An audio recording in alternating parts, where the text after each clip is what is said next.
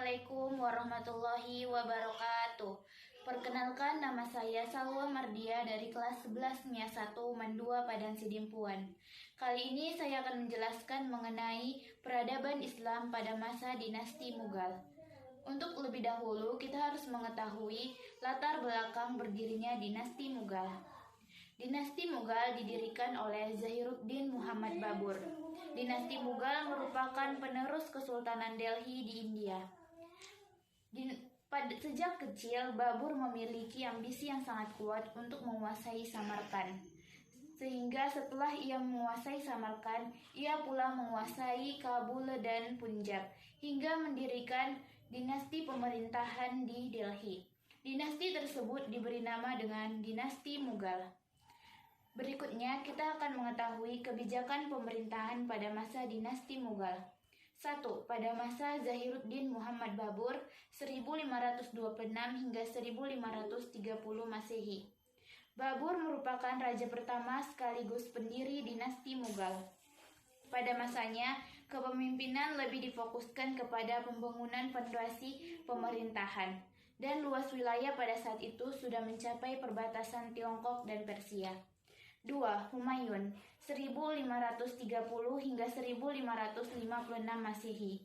Humayun merupakan anak Babur. Pada masanya disebut dengan masa pemerintahan konsolidasi kekuatan periode pertama. Pada masa ini, kerajaan Mughal diserang oleh Gujarat sehingga Humayun harus melarikan diri ke Persia selama 15 tahun. Pada masa pemerintahan Humayun, kerajaan Mughal sudah berdiri di Delhi. 3. Jalaluddin Muhammad Akbar 1556 hingga 1605 Masehi. Akbar merupakan raja terbesar kerajaan Mughal. Pada masanya, dinasti Mughal mencapai puncak kejayaannya. Dan pada masanya tidak hanya kuat di bidang militer, tetapi dia juga mampu menyatukan etnis pada masyarakat saat itu. Luas wilayah dilakukan besar-besaran pada masanya. Dan pada masanya, Kabul dan Kandahar, dua gerbang utama, berhasil ditaklukkan oleh dinasti Mughal. Nuruddin Muhammad Salim 1605 hingga 1627 Masehi. Pada masa pemerintahannya, pemberontakan dan perlawanan dari musuh berhasil dipadamkan, dan pada saat ini berhasil menguasai wilayah Benggala, Mewar, dan Kangra. 5. Shah Jahan 1627 hingga 1658 Masehi. Gaya kepemimpinan Shah Jahan dapat kita kenang dan dilihat dalam bangunan megah yang ia bangun di India. Ia juga terkenal sebagai raja yang sangat bijaksana dan jujur dalam menegakkan keadilan. Pada masanya, dinasti Mughal juga mencapai puncak kejayaannya. 5. Aurangzeb 1658 hingga 1707 Masehi. Pada masa pemerintahan Aurangzeb disebut dengan masa pemerintahan pengembalian kedaulatan Islam. Pada masanya ini, ia berusaha melakukan sentralisasi pemerintahan dan melakukan pengendalian pemerintahan dan lebih berpusat pada pemerintahan dibanding kesultanan lainnya. Bahadur Shah I 1707 hingga 1712 Masehi.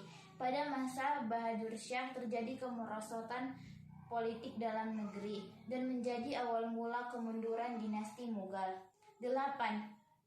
Jehandar 1712 hingga 1713 Masehi.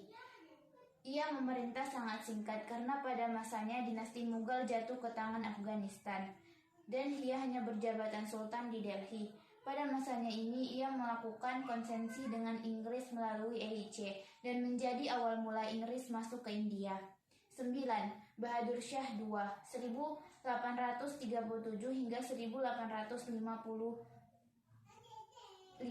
Masehi. Pada masa ini, terjadi konflik antara Inggris dan India sehingga Bahadur Shah II diusir dari istana. Faktor kemunduran dinasti Mughal. 1. Faktor internal, yaitu terjadinya perebutan kekuasaan, melemahnya pemerintahan setelah Aurangzeb, dan lemahnya kontrol pemerintahan pusat. Faktor eksternalnya, terjadinya pemberontakan di mana-mana, dan terjadi invasi dari Inggris melalui EIC.